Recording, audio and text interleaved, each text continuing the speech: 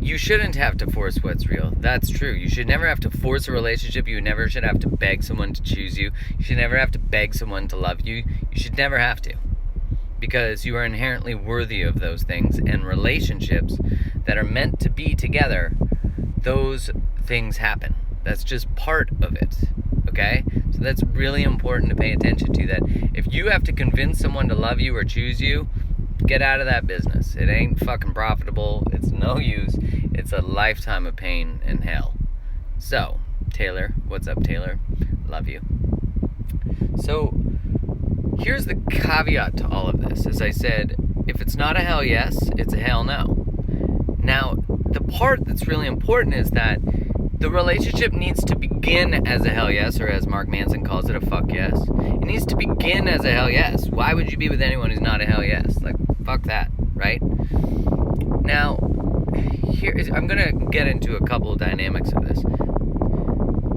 The relationship should never be hard to choose itself. Like, it shouldn't be hard to choose someone you love and care about. But that doesn't mean that the relationship should be easy. Anyone who taught you that relationships should be easy, they're setting you up for bullshit and a lifetime of pain. Because, I mean, if a relationship is too easy, then I think people are avoiding real conflict that just comes from two humans trying to align two lives, which is hard enough to it's hard enough to live one life, let alone two. Hold on, I gotta pull over to the side here and driving, and I'm not driving, don't worry, I'm just in a parking lot. So, here's the part that's really important, is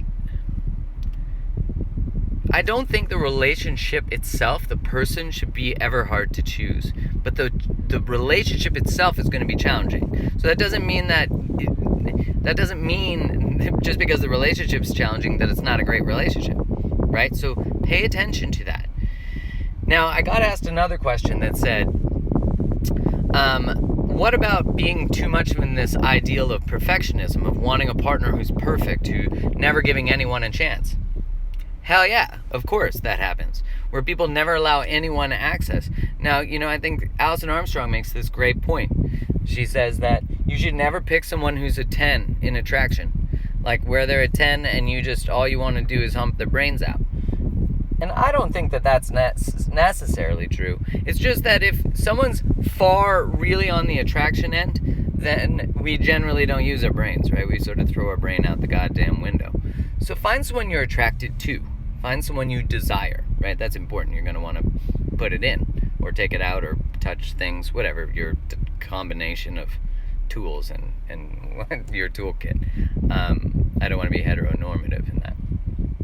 So whatever it is that you are building, just know if you are not giving anyone a chance, then it's on you to be accountable for that. When you say, like, am I too much of a perfectionist? The fact that you're asking that is probably true, So just be cognizant and call your own ass out on shit that you really need to pay attention to. Do you never give anyone a chance? Do you have these, like, really amazing men or women come into your life and you just never allow them in?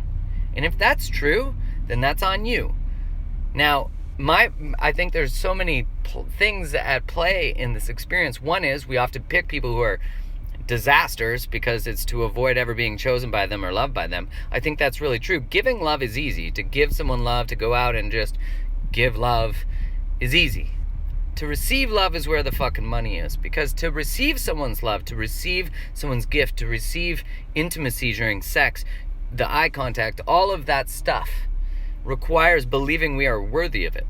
And that's it, right? Like, if you don't believe you're worthy of love, you will feel vulnerable when someone actually tries to love you. So the trick of the human trick is such bullshit, right? We do this, is we then pick people who can't pick us because we're afraid to actually be loved by people. And we also will sometimes get this perfectionist mode where we just never give anyone a chance, and we use this, like, I just haven't found anyone who's good for me, where we haven't let even a great person into our life. I really think that there's the other aspect of this is, I was only going to do 5 minutes, but then I go on rants and I get excited about shit. Here's the other part. Remember that you are evolutionarily programmed. Thousands of years have gone into your cellular makeup that say you are, as a male, are attracted to young, things that produce youth in a female. And that is because, theoretically, is because women have hidden ovulation. Other primates don't have hidden ovulation. So if another primate was ovulating when you can get pregnant, they would actually get like swelling of the genitals, things like that. You could tell, reddening, all those things. Now, women don't walk around with their hoo-ha's hanging out, so we can't tell. So ovulation is correlated to youth. That's why if you just want to follow what is attractive, just look what drugstores and ads do for marketing, for skin and cosmetology and all of this shit, right? Pay attention to that. So just paying attention to that, you will be driven by evolutionary desires. And for women, you will be driven by the attraction to a bad boy, to a guy who has power, to a guy who has strength, protect, provide. As my buddy Mike Campbell's on here too, he talks about that. He's a men's coach. And so protect, provide. So women are attracted to that because women have chosen for years and years and centuries men who are that way because we needed that. So remember, there are historical drives that are causing you to choose your partner. And you have to go beyond your evolution, because if we were just being evolutionary, we would just go bang everything, right? Like you'd be just attracted to something, you go hammer it out, because that's evolution. But we can't just go do that. We see what happens when we go do that. We ruin people, we hurt people, we assault people. We can't do that. That's just not rational. You can't do that. And so it's being able to recognize, is this evolution choosing this, or is this decision just not a good decision? Is this person a great choice to build a loving, caring, amazing relationship with, or not? And you have to get real with yourself. If you are picking people who suck, you're gonna have a sucky relationship. If you want to be loved by someone, pick someone who's kind, pick someone who's generous. Start to adjust what you pursue, because you'll start to see that you have choice over attraction. You are not a victim of attraction. You are not subject to what your dong feels or what your vag feels. I said on a podcast the other day, don't ever put your vagina where you wouldn't put your heart. And that's true of all genitalia. Whatever your combination of things is, start to be really mindful of what you're choosing. And if it is not what is going to be a loving, caring relationship, and that's what you really want, then don't choose it. Choose your way out of it. You could choose your way out of anything you chose your way into. So you are accountable and responsible for what you do and what you choose. And so if you are aware that you are choosing assholes, jerks, dicks, money-hungry women, whatever the different gender associations are, is you are responsible for what you're choosing, okay? Now, that last part on attraction.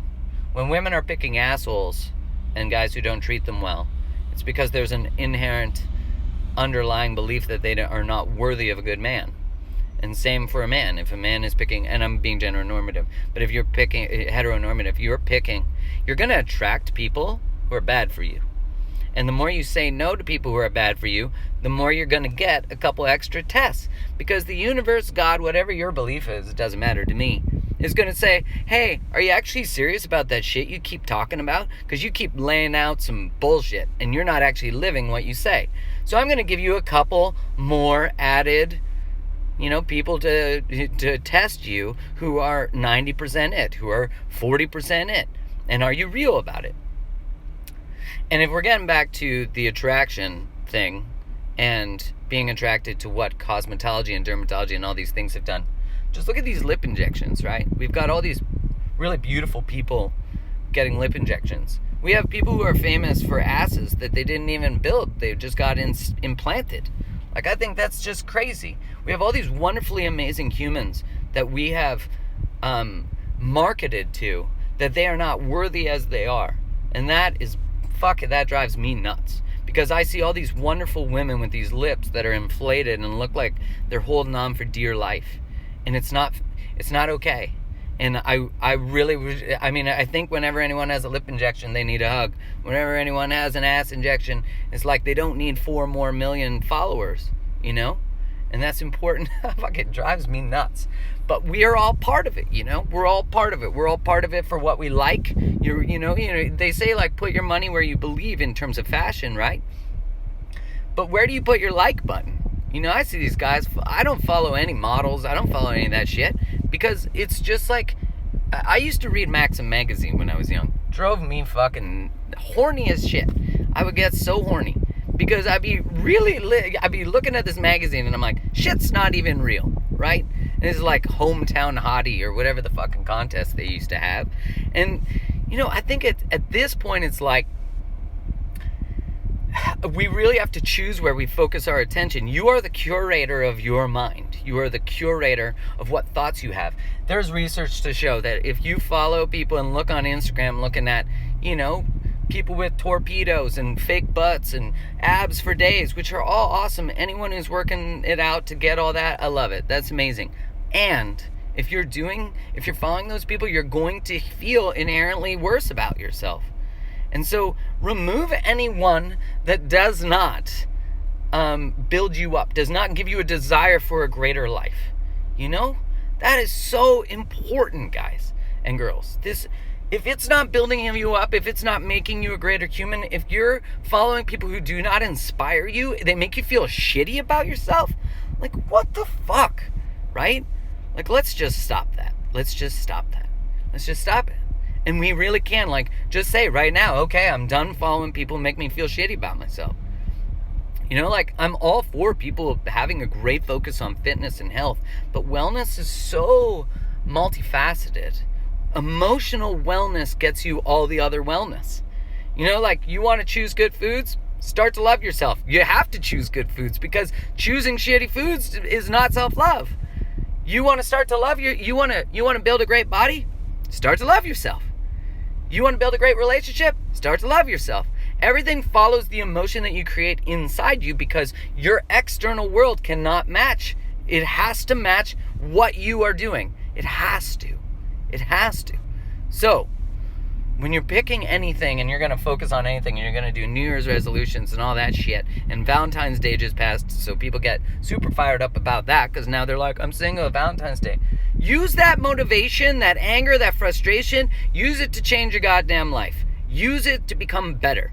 Use it to shift your emotions. I read something today that said, recognizing that you get angered easily is important, and just being able to acknowledge that weakness and then just live with it. And I was like, just live with it? Fuck that. If you know that you anger easily, if you know that you don't take care of yourself, if you know that you don't create connection with your partners, you know that you often are attracted to the wrong things, you know that you're not pursuing your dreams, you know you're not taking care of your body, take that energy and that information and change.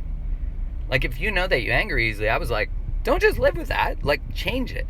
Because I don't think we need to learn how to love people. I really don't. I don't think that we need to learn how to love. I think we need to learn how to remove the shit that gets in the way of love. It's the stuff that gets in the way. It's the way we fight from observing our parents. It's fear of relationships not working out that causes it too. It's all of these things. Anyways, I didn't even mean to rant this long. But if anyone read the post today and you had some confusion about it, I hope that helps. And I love all of you, and I wish you all the best, and I gotta tell you straight up that I have fucked up. I've had a bad relationship to the Vaj. I've had a bad relationship to sex. I've had a bad relationship to alcohol before in my past. When I found Kai, finally, that woman, I was ready for her, but I wasn't ready for her. And if I had met her when I was 25, I would have never been able to meet her where I can meet her today. And she continues to invite me to be this greater man, and vice versa. I hope I'll just speak for her because she's not here to say that's not true. But that's the thing about relationship is if you've had past relationships end with really good people, or you've had relationships today that are challenging you, recognize that I think of my engagement that ended, I wasn't ready for her. She was ready to love me, and I was not ready to be loved by her. And it took 10 years for me to figure that out. It took years of just finally stop just settling with my bullshit and actually starting to take responsibility for what I was choosing that was hurting me and hurting other people. And I think that's the part that I just want to convey in this, is that all of us are human. All of us have this shared experience of not feeling like enough. And, all my friends who are on here are commenting, they would all say the exact same thing. That's the thing that bonds us all. That's what binds all of us, is that all of us have felt not chosen, not worthy, not loved. And that makes me emotional to think about, because I have been through that. It's a constant battle, to think like creating worthiness, choosing things that say, I love me. That's it. And so we are all on this journey together. There's not a single person on this live right now and who's going to watch the recording who has not felt unworthy. And that's what bonds us. Perfection is bullshit. You want to go click on Instagrams with people's perfect everything? It's all facade. It's always like, dangle this carrot here, pay attention to this so you don't see my inherent feeling of pain. And instead of masking it, let's deal with the pain. Let's love each other. Let's get to the source, because it's not that scary there once you're in there, right? So, I love all of you. You all have the best day.